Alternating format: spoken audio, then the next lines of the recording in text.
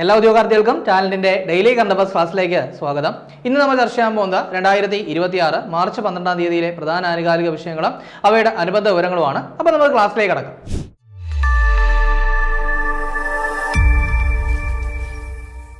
അപ്പോൾ ഈ വർഷം ഒരുപാട് പരീക്ഷകൾ വരാനുള്ള കാര്യം എല്ലാവർക്കും അറിയാം അല്ലേ? പ്രത്യേകിച്ച് 10th ലെവൽ പ്രിലിംസ് എക്സാമുകൾ നടക്കാനിരിക്കുകയാണ്. കാര്യം അത് കഴിഞ്ഞാൽ മാത്രമേ മെയിൻസ് എക്സാം എന്ന് പറയുന്ന കടമ്പയിലേക്ക് നിങ്ങൾക്ക് എത്താനായിട്ട് സാധിക്കുകയുള്ളൂ. സോ 10th ലെവൽ പ്രിലിംസ് എക്സാമിന് വേണ്ടി തയ്യാറെടുക്കുന്ന ഉദ്യോഗാർത്ഥികൾക്ക് വേണ്ടിയിട്ട് ടാലന്റ് റെക്കോർഡ് ക്ലാസ് സ്റ്റാർട്ട് ചെയ്തിട്ടുണ്ട്. ഇപ്പോൾ നിങ്ങൾക്ക് വെറും 749 രൂപയ്ക്ക് ഈ ഒരു കോഴ്സ് പർച്ചേസ് ചെയ്യാവുന്നതാണ്. ഇതിന്റെ ഭാഗമായിട്ട് 200 മണിക്കൂർ വരെയുള്ള റെക്കോർഡ് ക്ലാസ്സുകൾ ഉണ്ടാവും, മോഡൽ എക്സാമുകൾ ഉണ്ടാവും, ടോപ്പിക് വൈസ് എക്സാമുകൾ ഉണ്ടാവും, കറണ്ട് അഫയേഴ്സ് ക്ലാസ്സുകൾ ഉണ്ടാവും, then new and old SCRT ക്ലാസ്സുകൾ ഉണ്ടാവും, അതുപോലെ തന്നെ പ്രീവിയസ് ഇയർ ക്വസ്റ്റ്യൻ ഡിസ്കഷൻ ഒക്കെ ഇതിന്റെ ഭാഗമായിട്ടുണ്ടാവും. മെന്റർ സപ്പോർട്ട് ഉണ്ട്, സിലബസ് ഫുൾ ആയിട്ട് കവർ ചെയ്യുകയും ചെയ്യും. സോ ഈ ഒരു കോഴ്സ് ഇപ്പോൾ തന്നെ പർച്ചേസ് ചെയ്യുക. ഡിസ്ക്രിപ്ഷനിൽ അതിനുള്ള ലിങ്ക് ഉണ്ട്, അതുവഴി നിങ്ങൾക്ക് പർച്ചേസ് ചെയ്യാവുന്നതാണ്. അപ്പോൾ നമുക്ക് ഇന്ന് ചർച്ച ചെയ്യാനുള്ള ആദ്യത്തെ പോയിന്റ് ഒരു അവാർഡുമായിട്ട് ബന്ധപ്പെട്ട കാര്യമാണ്. അതായത് 2026 ഗുരു ഗോപിനാഥ് നാട്യ പുരസ്കാരത്തിന് അർഹരായത് ആരൊക്കെയാണ്? അപ്പോൾ ആദ്യം എന്ത് ചെയ്യാം, നമുക്ക് ഈ അവാർഡ് എന്താണെന്ന് നോക്കാം, പിന്നീട് നമുക്ക് അവാർഡിലേക്ക് പോകാം. ഓക്കെ, അപ്പോൾ 2026 എന്താ പറഞ്ഞേ, ഗുരു ഗോപിനാഥ് നാട്യ പുരസ്കാരം. അപ്പോൾ ഈ ഗുരു ഗോപിനാഥ് എന്ന് പറയുന്ന വ്യക്തി ഏത് കലാരൂപവുമായിട്ട് ബന്ധപ്പെട്ട വ്യക്തിയാണെന്ന് ചോദിച്ചു കഴിഞ്ഞാൽ കേരള നടനമാണ്. അപ്പോൾ കേരള നടനത്തിന്റെ ഉപജ്ഞാതാവ് ആരെന്ന് ചോദിച്ചു കഴിഞ്ഞാൽ ഗുരു ഗോപിനാഥ് ആണ്. ദെൻ ഈ ഒരു അവാർഡ് എന്ന് പറയുന്നത് നൃത്തരംഗത്ത് നൽകിയ സമഗ്ര സംഭാവനകൾ പരിഗണിച്ച് നമ്മുടെ സാംസ്കാരിക വകുപ്പിന് വേണ്ടി എന്താണ് ഗുരു ഗോപിനാഥ് നടനഗ്രാമം നൽകുന്ന അവാർഡാണ്. അപ്പോൾ ഗുരു ഗോപിനാഥ് നടനഗ്രാമം നൽകുന്ന അവാർഡ് ആർക്ക് വേണ്ടിയിട്ട്? നമ്മുടെ സാംസ്കാരിക വകുപ്പിന് വേണ്ടിയിട്ട്. ഏത് മേഖലയിലാണ്? നൃത്ത മേഖലയിലെ സമഗ്ര സംഭാവനകൾ പരിഗണിച്ച് നൽകുന്ന പുരസ്കാരമാണ്. ഇതിന്റെ പ്രൈസ് മണി എന്ന് പറയുന്നത് 3 ലക്ഷം രൂപയും കാനായി കുഞ്ഞിരാമൻ രൂപകൽപ്പന ചെയ്ത ശില്പവുമാണെന്നുള്ള കാര്യം ഒന്ന് പഠിച്ചു വെച്ചേക്കാം. ഓക്കെ, അപ്പോൾ ഗുരു ഗോപിനാഥ് നടനഗ്രാമം എന്ന് പറഞ്ഞല്ലേ, അത് എവിടെയാ? വട്ടിയൂർക്കാവിലാണ് കേട്ടോ. തിരുവനന്തപുരം ജില്ലയിലെ വട്ടിയൂർക്കാവിലാണ് ഗുരു ഗോപിനാഥ് നടനഗ്രാമം സ്ഥിതി ചെയ്യുന്നത്. ഓക്കെ, ഇനി നമുക്ക് അവാർഡിലേക്ക് വരാലോ. എന്താ അവാർഡ്? 2026 ഗുരു ഗോപിനാഥ് നാട്യ പുരസ്കാരം രണ്ടുപേർക്കാണ്. ഇവർ രണ്ടുപേരും ദമ്പതികളാണ്. ആരൊക്കെയാണെന്ന് ചോദിച്ചു കഴിഞ്ഞാൽ VP ധനഞ്ജയനും ശാന്ത ധനഞ്ജയനും. ആരൊക്കെയാ?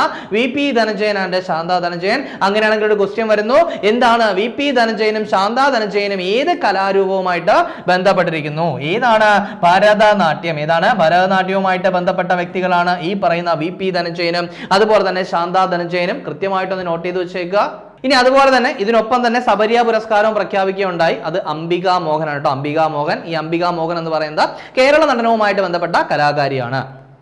ഇനി അടുത്ത് നമുക്ക് നോക്കാനുള്ളത് ഒരു നിയമനവുമായിട്ട് ബന്ധപ്പെട്ട കാര്യമാണ്. അതായത് പുതിയ സംസ്ഥാന തെരഞ്ഞെടുപ്പ് കമ്മീഷണറായിട്ട് നിയമിതനാവുന്നത് ആരാണ്? അപ്പൊ നമ്മുടെ നിലവിലെ സംസ്ഥാന തെരഞ്ഞെടുപ്പ് കമ്മീഷണർ എന്ന് പറയുന്നത് ഷാജഹാനാണ് അല്ലെ. സോ അദ്ദേഹത്തിന്റെ കാലാവധി 2026 മാർച്ച് അവസാനം എന്ത് ചെയ്യും? കഴിയും. അപ്പോൾ അതിനുശേഷം പുതിയൊരു സംസ്ഥാന തെരഞ്ഞെടുപ്പ് കമ്മീഷണർ വേണം. അപ്പോൾ മന്ത്രിസഭാ യോഗത്തിൽ തീരുമാനിച്ചിരിക്കുകയാണ് പുതിയ സംസ്ഥാന തെരഞ്ഞെടുപ്പ് കമ്മീഷണർ എന്ന് പറയുന്നത് KG സനൽകുമാർ. ആരാണ്? KG സനൽകുമാർ ആണ്. അപ്പൊ ഈ ഒരു പേരൊന്ന് കൃത്യമായിട്ട് നോട്ട് ചെയ്ത് വെക്കാൻ ശ്രമിക്കുക. അപ്പോൾ ഷാജഹാന്റെ കാലാവധി കഴിയും എന്തായിട്ട് പുതിയ തെരഞ്ഞെടുപ്പ് കമ്മീഷണറായിട്ട് നിയമിതനാകാൻ പോകുന്നത് ആരായിരിക്കും? KG സനൽകുമാർ ആയിരിക്കും. കൃത്യമായിട്ട് നോട്ട് ചെയ്തേക്കുക. ഇനി അടുത്തത് വീണ്ടും മറ്റൊരു നിയമനമാണ്. അതായത് KSRTCയുടെ സ്ഥിരം ചെയർമാൻ ആൻഡ് മാനേജിംഗ് ഡയറക്ടർ ആയിട്ട് നിയമിതനായത്, അല്ലെങ്കിൽ KSRTCയുടെ സ്ഥിരം CMD ആയിട്ട് നിയമിതനായത് ആരാണെന്ന് ചോദിച്ചു കഴിഞ്ഞാൽ അത് പ്രമോദ് ശങ്കർ. ആരാണ്? പ്രമോദ് ശങ്കർ. സോ ഈ ഒരു നിയമനവും എന്ത് ചെയ്തിരിക്കുന്നു? നമ്മുടെ മന്ത്രിസഭ അംഗീകരിച്ചിരിക്കുകയാണ് കേട്ടോ. അപ്പൊ അതും കൂടെ ഒന്ന് അപ്ഡേറ്റ് ചെയ്ത് വയ്ക്കുക. ഇനി മറ്റൊരു നിയമനവുമായിട്ട് ബന്ധപ്പെട്ട കാര്യമാണ്. നമുക്കറിയാം ജൻസി വിപ്ലവം നടന്ന രാജ്യം അല്ലെ, എവിടെയാ? നേപ്പാളാണ് അല്ലെ. അപ്പോൾ നേപ്പാളിലാണ് ജൻസി വിപ്ലവം നടന്നത്. ദെൻ അതിനുശേഷം അവിടെ എന്ത് ചെയ്തു? ഒരു ഇലക്ഷൻ കണ്ടക്ട് ചെയ്തു. സോ ആ ഇലക്ഷന് ശേഷം എന്ത് ചെയ്തിരിക്കുകയാണ്? ബാലേന്ദ്ര ഷായുടെ നേതൃത്വത്തിലുള്ള പാർട്ടി അധികാരത്തിൽ എത്തിയിരിക്കുകയാണ്. അപ്പോൾ നേപ്പാളിന്റെ പുതിയ പ്രധാനമന്ത്രിയായിട്ട് ചുമതലയേൽക്കാൻ പോകുന്നത് ആരാണെന്ന് ചോദിച്ചു കഴിഞ്ഞാൽ ബാലേന്ദ്ര ഷായാണ്. അപ്പൊ ഈ ബാലേന്ദ്ര ഷാ എന്ന് പറയുന്നത് അറിയപ്പെടുന്ന ഒരു റാപ്പറാണ് കേട്ടോ. അപ്പൊ അറിയപ്പെടുന്ന ഒരു റാപ്പറാണ് ഈ പറയുന്ന ബാലേന്ദ്ര ഷാ. സോ അദ്ദേഹത്തിന്റെ നേതൃത്വത്തിലുള്ള പാർട്ടിയാണ് അധികാരത്തിലെത്തിയിരിക്കുന്നത്. ഇനി അതുപോലെ തന്നെ അദ്ദേഹത്തിന്റെ പാർട്ടി ഏതാണെന്ന് ചോദിക്കുകയാണെങ്കിൽ രാഷ്ട്രീയ സ്വതന്ത്ര പാർട്ടിയാണ് അദ്ദേഹത്തിന്റെ പാർട്ടി എന്ന് പറയുന്നത്. സോ അതുകൂടെ ഒന്ന് അപ്ഡേറ്റ് ചെയ്ത് വെച്ചേക്കുക. ഇനി കേരളവുമായിട്ട് ബന്ധപ്പെട്ട 2 മ്യൂസിയങ്ങളുടെ കാര്യം നമുക്ക് നോക്കാനുണ്ട്. അതിൽ ആദ്യത്തെ എന്ന് പറയുന്നത് പ്രേം നസീർ സ്മാരക സാംസ്കാരിക സമുച്ചയം നിലവിൽ വരുന്നത് എവിടെയാണ്? അപ്പൊ എന്താ പറഞ്ഞേ? പ്രേം നസീർ സ്മാരക സാംസ്കാരിക സമുച്ചയം എവിടെയാണെന്ന് ചോദിച്ചു കഴിഞ്ഞാൽ ചിറയൻകീഴാണ്. നമുക്കറിയാം ഈ പറയുന്ന പ്രേം നസീറിന്റെ ജന്മനാടെന്ന് പറയുന്നത് തന്നെ ചിറയൻകീഴാണ്. തന്നെ ഈ ചിറയൻകീഴ് ഏത് ജില്ലയിലാ? തിരുവനന്തപുരം ജില്ലയിൽ അല്ലേ. അപ്പോൾ തിരുവനന്തപുരം ജില്ലയിലാണ് ചിറയൻകീഴ്. അപ്പൊ അവിടെയാണ് പ്രേം നസീറിന്റെ ജന്മദേശം എന്ന് പറയുന്നത്. അവിടെ എന്ത് നിലവിൽ വരികയാണ്? പ്രേം നസീർ സ്മാരക സാംസ്കാരിക സമുച്ചയം നിലവിൽ വരാനായിട്ട് പോവുകയാണ്. ഇനി മറ്റൊരു പ്രധാനപ്പെട്ട മ്യൂസിയവുമായിട്ട് ബന്ധപ്പെട്ട കാര്യമാണ്, അതായത് ക്ലിന്റ് ആർട്ട് ഗാലറി. എന്താണ് ക്ലിന്റ് ആർട്ട് ഗാലറി നിലവിൽ വരുന്നത് എവിടെയാണ്? അപ്പൊ എന്താ പറഞ്ഞത്? ക്ലിന്റ് ആർട്ട് ഗാലറി നിലവിൽ വരുന്നത് എവിടെയാണ്? കൊച്ചിയിലാണ് എന്നുള്ളൊരു കാര്യം ഒന്ന് പഠിച്ചു വെച്ചേക്കുക. കൊച്ചിയിലാണ് കേട്ടോ നിലവിൽ വരുന്നത്. ദെൻ ഈ ക്ലിന്റ് എന്ന് പറയുന്ന പയ്യൻ എല്ലാവർക്കും അറിയാലോ, അതായത് 7 വയസ്സിനകം തന്നെ 25,000-ലധികം ചിത്രങ്ങളൊക്കെ വരച്ച ഒരു അതുല്യ പ്രതിഭയാണ്. പക്ഷെ എന്ത് ചെയ്യുക, നിർഭാഗ്യവശാൽ അവന് ഒരുപാട് കാലം ആയുസില്ലായിരുന്നു. സോ ആ ക്ലിന്റിന്റെ പേരിൽ എന്ത് ചെയ്യുന്നു, ഒരു ആർട്ട് ഗാലറി ഇവിടെ നിലവിൽ വരികയാണ്, കൊച്ചിയിൽ നിലവിൽ വരികയാണ്. അപ്പൊ അതുകൂടെ ഒന്ന് പഠിച്ചു വെച്ചേക്കുക. ഇനി അടുത്തത് ഒരു സുപ്രീം കോടതി വിധിയുമായിട്ട് ബന്ധപ്പെട്ട കാര്യം. ജസ്റ്റ് ഒരു പത്രങ്ങളിൽ ഒരു സ്റ്റേറ്റ്മെന്റ് ആയിട്ട് കണ്ടതുകൊണ്ട് ഒന്ന് പറഞ്ഞു പോകുന്നു എന്ന് മാത്രമേ ഉള്ളൂ. അതായത് യൂണിഫോം സിവിൽ കോഡ് നടപ്പിലാക്കണമെന്ന് അടുത്തിടെ വിധി പ്രസ്താവിച്ച കോടതി ഏതാണ്? അപ്പോൾ എന്താണ് യൂണിഫോം സിവിൽ കോഡ് നടപ്പിലാക്കണമെന്ന് വിധി പ്രസ്താവിച്ച കോടതി ഏതാണെന്ന് ചോദിച്ചു കഴിഞ്ഞാൽ സുപ്രീം കോടതിയാണ് എന്നുള്ളൊരു കാര്യം ഒന്ന് പഠിച്ചു വെച്ചേക്കുക. ജസ്റ്റ് ഞാൻ പറഞ്ഞു, ഒരു വിധി ഇങ്ങനെ പ്രസ്താവന കണ്ടതുകൊണ്ട്, പത്രത്തിൽ ഇങ്ങനെ കണ്ടതുകൊണ്ട് നമ്മൾ എന്ത് ചെയ്തു, ജസ്റ്റ് ഒന്ന് ചർച്ച ചെയ്ത് പോകുന്നേ ഉള്ളൂ. അപ്പോൾ അങ്ങനെയാണെങ്കിൽ സ്വതന്ത്രാനന്തര ഇന്ത്യയിൽ ആദ്യമായിട്ട് യൂണിഫോം സിവിൽ കോഡ് നടപ്പിലാക്കിയ സംസ്ഥാനം ഏതെന്ന് ചോദിച്ചു കഴിഞ്ഞാൽ ഏതെന്ന് പറയും? ഉത്തരാഖണ്ഡ് എന്ന് പറയണം. കാര്യം നമ്മൾ ഇതിനു മുൻപ് PSC പരീക്ഷകളിൽ നിരന്തരം കണ്ടൊരു ക്വസ്റ്റ്യൻ ആണ്. സ്വതന്ത്രാനന്തര ഇന്ത്യയിൽ ആദ്യമായിട്ട് യൂണിഫോം സിവിൽ കോഡ് നടപ്പിലാക്കിയ സംസ്ഥാനം ഉത്തരാഖണ്ഡാണ്. ഇനി നമുക്ക് നോക്കാനുള്ള പ്രധാനപ്പെട്ട ഒരു കാര്യം എന്ന് പറയുന്നത് ഒരു സ്ഥാനം രാജിവെച്ചതുമായിട്ട് ബന്ധപ്പെട്ട കാര്യമാണ്. നമുക്കറിയാം, ഇപ്പോൾ ഇൻഡിഗോ എന്ന് പറയുന്ന എയർലൈൻ കമ്പനി നേരിടുന്ന ഒരുപാട് പ്രതിസന്ധികളുണ്ട് അല്ലേ. സോ അതിനെയൊക്കെ തുടർന്ന് അവരുടെ CEO എന്ത് ചെയ്തിരിക്കുന്നു, രാജിവെച്ചിരിക്കുകയാണ്. അപ്പോൾ 2026 ഇൻഡിഗോയുടെ CEO സ്ഥാനം രാജിവെച്ചത് ആരാണ്? അപ്പൊ എന്താ പറഞ്ഞത്, 2026 ഇൻഡിഗോയുടെ CEO സ്ഥാനം രാജിവെച്ചത് ആരാണ്? അത് പീറ്റർ എൽബേഴ്സ്. ആരാണ്? പീറ്റർ എൽബേഴ്സ് ആണെന്നുള്ള കാര്യം ഒന്ന് പഠിച്ചു വെച്ചേക്കുക. ഇപ്പോൾ ജസ്റ്റ് ഒരു കാര്യം, ജസ്റ്റ് ഇപ്പോൾ ഒരു ഡിഗ്രി ലെവൽ പരീക്ഷയ്ക്കൊക്കെ ചോദിക്കുവാണ്, അടുത്തിടെ എന്താണ് CEO സ്ഥാനം രാജിവെച്ച പീറ്റർ എൽബേഴ്സ് ഏത് എയർലൈൻ കമ്പനിയുടെ CEO ആയിരുന്നു എന്ന് വേണമെങ്കിൽ ചോദിച്ചാൽ എന്ത് ചെയ്യാൻ നമുക്ക് പറയാൻ പറ്റും? ഇൻഡിഗോയുടെ CEO ആയിരുന്നു.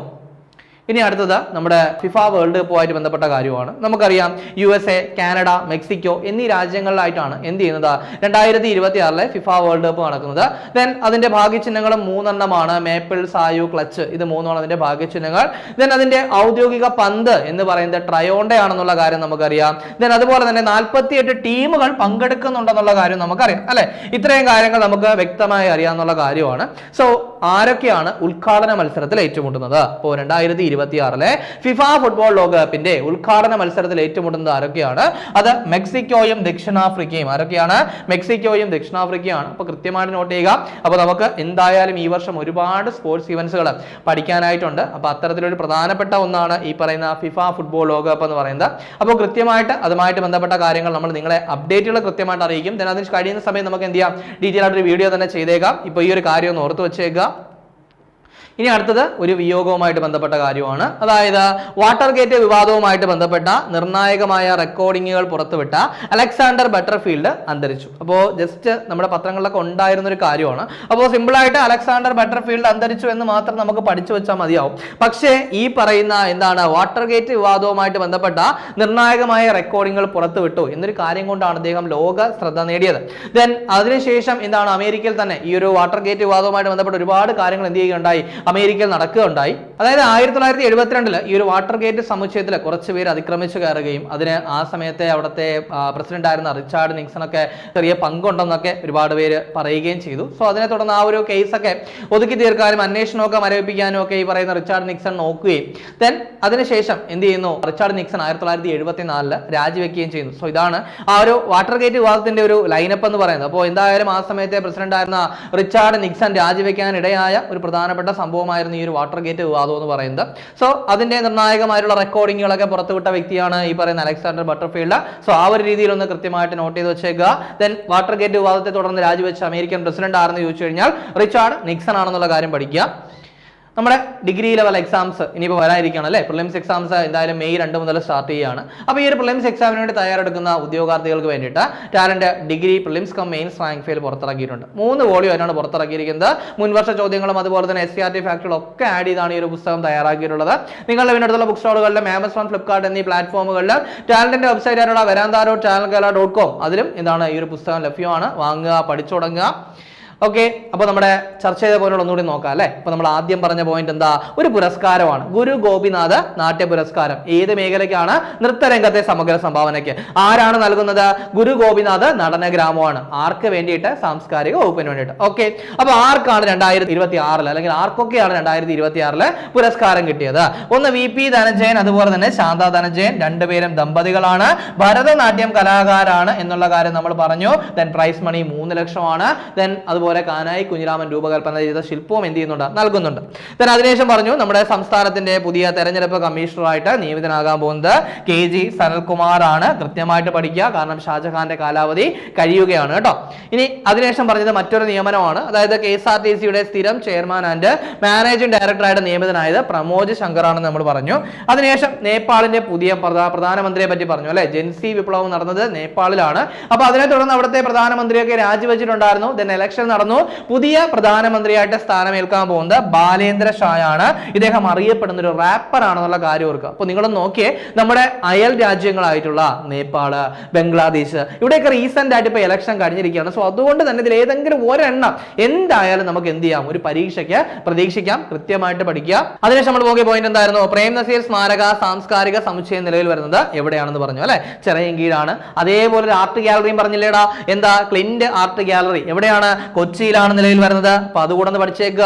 ദെൻ അതിനുശേഷം യൂണിഫോം സിവിൽ കോഡ് നടപ്പിലാക്കണമെന്ന് അടുത്തിടെ വിധി പ്രസ്താവിച്ച കോടതി സുപ്രീം കോടതി ആണെന്നുള്ള കാര്യം ജസ്റ്റ് ഒരു സ്റ്റേറ്റ്മെന്റ് ആയിട്ട് നോക്കി വെച്ചാൽ മതിയാവും. ദെൻ അതിനുശേഷം പീറ്റർ എൽബേഴ്സ് എന്ത് ചെയ്തു? ഇൻഡിഗോയുടെ CEO സ്ഥാനം രാജിവെച്ച കാര്യം നമ്മൾ പറഞ്ഞിട്ടുണ്ടായിരുന്നു. അപ്പോൾ അത് കൃത്യമായിട്ട് പഠിക്കുക. ദെൻ അതിനുശേഷം പറഞ്ഞത് നമ്മുടെ ഫിഫ വേൾഡ് കപ്പ് ആണ്. USA, കാനഡ, മെക്സിക്കോ എന്നിവിടങ്ങളിലായി നടക്കുന്നു.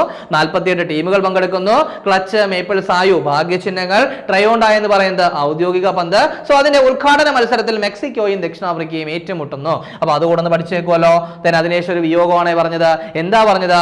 അലക്സാണ്ടർ ബട്ടർഫീൽഡ് അന്തരിച്ചെന്ന് പറഞ്ഞു അല്ലെ. അതായത് റിച്ചാർഡ് നിക്സൺ രാജിവെക്കാൻ ഇടയായ വാട്ടർ ഗേറ്റ് വിവാദവുമായിട്ട് ബന്ധപ്പെട്ട നിർണായകമായ റെക്കോർഡിങ്ങുകൾ പുറത്തുവിട്ട വ്യക്തിയാണ് ആരെന്ന് പറയുന്നത്? അലക്സാണ്ടർ ബട്ടർഫീൽഡ്. സോ അത് കൃത്യമായിട്ട് പഠിക്കാമല്ലോ.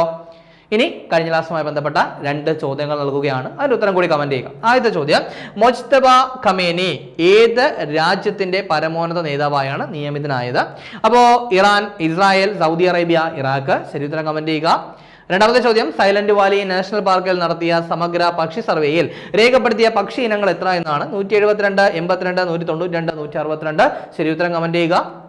ഇനി കഴിഞ്ഞ ക്ലാസ് നൽകിയിരുന്ന 2 ചോദ്യങ്ങളുടെ ഉത്തരം കൂടി നോക്കാം. ആദ്യത്തെ ചോദ്യം എന്ന് പറയുന്നത് BR Ambedkar international academic chair ആരംഭിക്കുന്നത് എവിടെയെന്നാണ് ചോദ്യം. കൊട്ടാരക്കരയാണ്. നമുക്കറിയാം നമ്മുടെ കേരളത്തിലെ ആദ്യത്തെ വർക്ക് നിയർ ഹോം പദ്ധതി നിലവിൽ വന്നതും കൊട്ടാരക്കരയാണ്. നമ്മുടെ നിലവിലെ ധനമന്ത്രിയായിട്ടുള്ള ബാലഗോപാലിന്റെ മണ്ഡലം കൊട്ടാരക്കരയാണ്. കൊട്ടാരക്കര കൊല്ലം ജില്ലയിലാണ്. ഇന്ത്യയിലെ ആദ്യത്തെ ഭരണഘടനാ സാക്ഷരതാ ജില്ല എന്ന് പറയുന്നത് കൊല്ലമാണ്. അതുപോലെ തന്നെ നമ്മുടെ കേരളത്തിലെ ആദ്യത്തെ ഭരണഘടനാ സാക്ഷരതാ പഞ്ചായത്ത് കൊല്ലം ജില്ലയിലെ കുളത്തൂപ്പുഴയാണ്. അപ്പൊ ഇതൊക്കെ നമ്മളന്ന് പറഞ്ഞതാണ്. അപ്പൊ അതുകൊണ്ടാണ് ഇത്രയും പെട്ടെന്ന് പറഞ്ഞത്. ഇതൊക്കെ ഒന്ന് റിവൈസ് ചെയ്യാൻ നോക്കുക, കൃത്യമായിട്ട് പഠിക്കുക. ഇനി രണ്ടാമത്തെ ചോദ്യം എന്ന് പറയുന്നത് സംസ്ഥാനത്ത് കായലിന് കുറുകെ നിർമ്മിച്ച ഏറ്റവും വലിയ പാലം ഏതാണ്?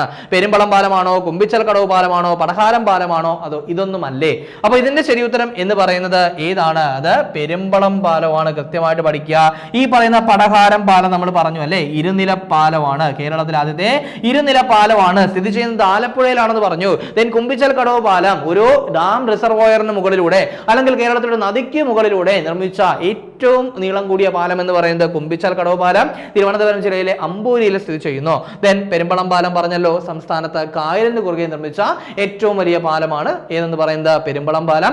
സോ നമ്മളിന്ന് ചർച്ച ചെയ്ത ചോദ്യങ്ങളും ഉത്തരങ്ങളും ചർച്ച ചെയ്ത പോയിന്റുകളും ഒക്കെ മനസ്സിലായെന്ന് വിചാരിക്കുന്നു. വളരെ കാര്യമായിട്ട് നല്ലതുപോലെ തന്നെ ഡെയിലി കറണ്ട് അഫയേഴ്സ് അപ്ഡേറ്റ് ചെയ്ത് പോവുക, നല്ലപോലെ വർക്ക് ചെയ്യുക, എത്രയും പെട്ടെന്ന് ഒരു ജോലി നേടിയെടുക്കുക. 2026 മാർച്ച് 12-ാം തീയതിയിലെ പ്രധാന ആനുകാലിക വിഷയങ്ങളും അവയുടെ അനുബന്ധ വിവരങ്ങളുമാണ് നമ്മൾ ചർച്ച ചെയ്ത് കഴിഞ്ഞത്. അപ്പോൾ ഈ ചർച്ച ചെയ്ത പോയിന്റുകളൊക്കെ മനസ്സിലായെന്ന് വിചാരിക്കുന്നു. മറ്റൊരു ക്ലാസ്സുമായി നമുക്ക് അടുത്ത ദിവസം കാണാം.